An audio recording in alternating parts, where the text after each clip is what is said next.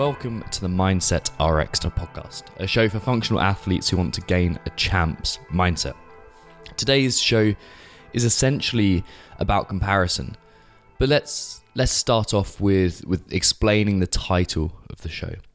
The title of the show is something like, and I don't formalize the title until way after the show when I edit it and put it out, but it's something like why bodybuilders have the worst mindset possible.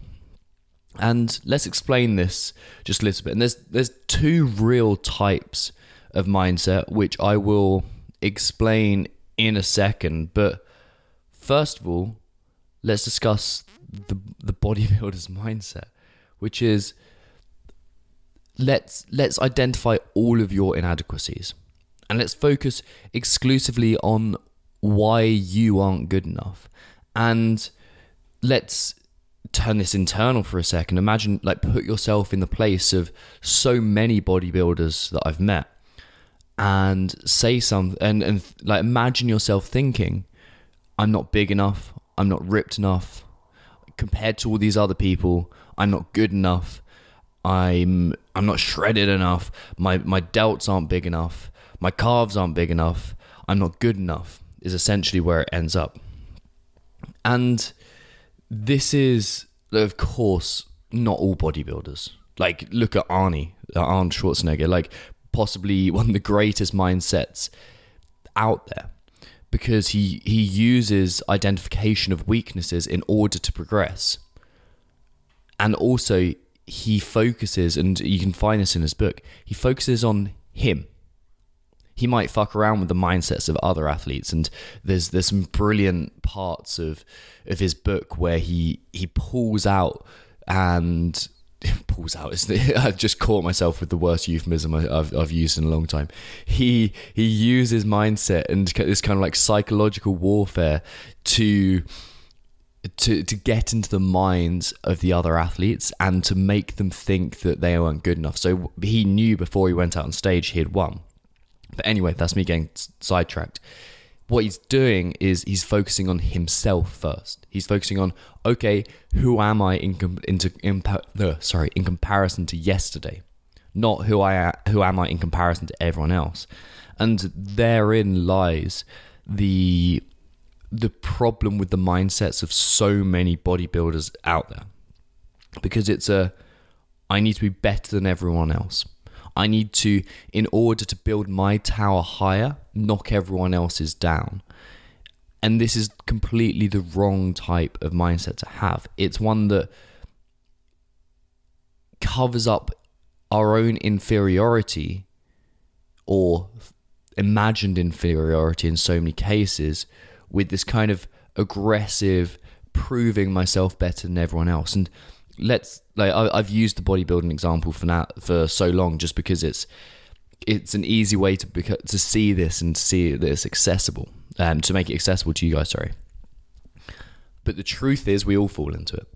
And so many CrossFitters fall into this, and it's a product of culture, it's a product of a lot of people's experience, it's a culture of partially a small bit of evolution, but most of it is an educational thing. We're explicitly told that the competition around us is there to be beaten, not as a purpose to strive to become your best. And that's the ultimate difference between someone who's successful in their mindset and therefore successful in competition and someone who's not. It's their relationship to competition. Competition is fantastic if it's used as a chance to master the game that you're playing, and the games of life, of course, but also to become the best version of yourself. This is what competition is for. It's not, of course, to see yourself as inferior or superior to other people. It's in fact to help the greatest number of people do the greatest good. It's to build yourself up, and in the process allow the rising tide to float all boats. So herein lies the difference between the two mindsets here. We have the bodybuilder's mindset. And let me go back just a second. In CrossFit, we fall into this far too much.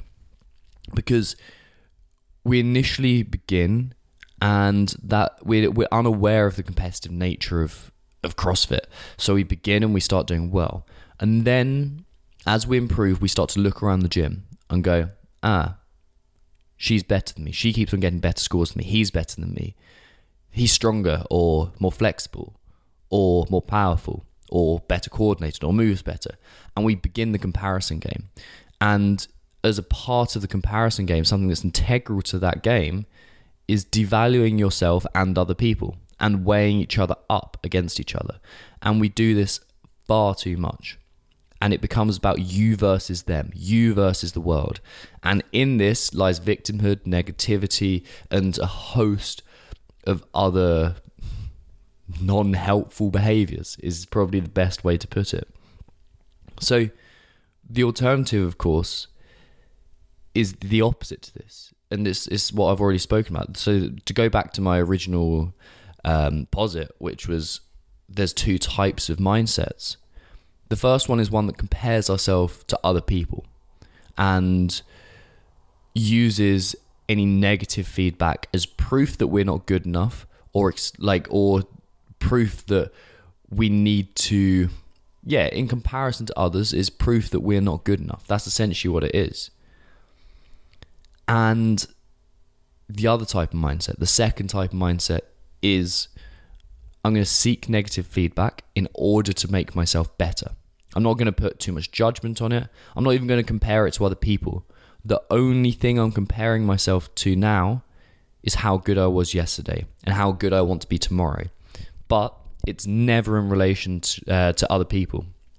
And Fikowski mentioned this perfectly when he was interviewed. I can't remember the quote off the top of my head, but it was something like, it didn't go as planned, but I'm going to try my best to be as good as I can be tomorrow, or something like that. That was at the games, the most recent games. And this is what we need to do. We need to stop embodying the mindset that only sees our value in relationship to others and begin seeing it in a relationship to ourselves. We know we're in a competitive landscape, but we don't let that hinder us. Like we use it to benefit us, if anything. And of course, like, you have these two mindsets, and what's more effective? Well, I can tell you from thousands of hours of coaching, like over 10,000 hours of coaching, and I can tell you from so much mindset work on myself and with other athletes, and working with close to 1,000 athletes on their mindset now. I can tell you the most effective mindset is the one that sees our value in relationship to ourselves, not in relationship to other people, and doesn't compare. That is the fundamental rule of this. So just a short one for a Monday morning. I hope this goes down well, and I know it's a slightly inflammatory title to the podcast, but I hope you get the point here. And of course, no insults meant to bodybuilders whatsoever, but it's an opportunity to grow our mindsets. So if you enjoyed the show, head over to iTunes, leave a 5-star review, and of course the option for you guys to join the mindset movement and to begin mastering a mindset begins with a free Facebook group that I host, and it's called Mindset for Functional Athletes, and you can apply through Facebook if you go to Facebook and search for Mindset for Functional Athletes, and there'll also be a link underneath in the description of this podcast which you can click, and the group is Mindset for Functional Athletes, and check it out. You need to apply, but that's just to make sure that it's a really good environment that's inclusive and encourages you to think in a way, and to basically master your mindset in a way that's going to serve you in all areas of life, but starting with training. So until next time, and then I'll speak to you soon.